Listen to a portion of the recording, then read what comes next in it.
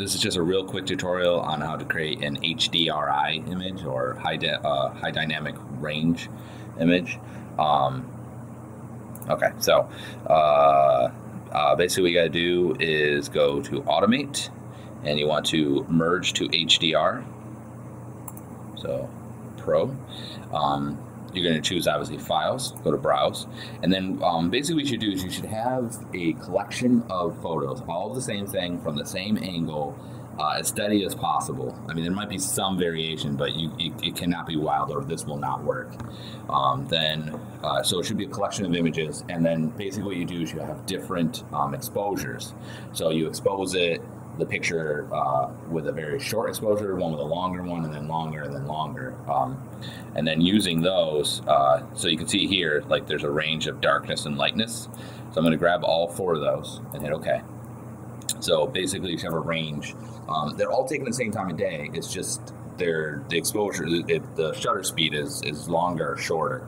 You just take a couple of those. And then what it's going to do is it's going to merge those. So those are source files. We'll hit OK. And then you're going to see it's going to take a second for it to put these together. But basically it's going to give you an option, much like the camera raw when we open up those. And then you can kind of adjust the slider, and you have a lot more control than you ordinarily would. So you can see here, you have these different, you can see that different shutter times. These are the 4 images that are making this image, okay? But watch, if I take my gamma and I pull, let's say this way, you can see I have a lot more control over it. So I'm just going to kind of take this down, and I'm just going to kind of adjust this and try to get the best range. I'm going to go up a little more in the detail because I like it in here. Try to adjust that a little bit. I'm going to take my shadows up a notch, and vibrance up a little bit, and saturation, just because this is such a kind of a pale, unsaturated picture.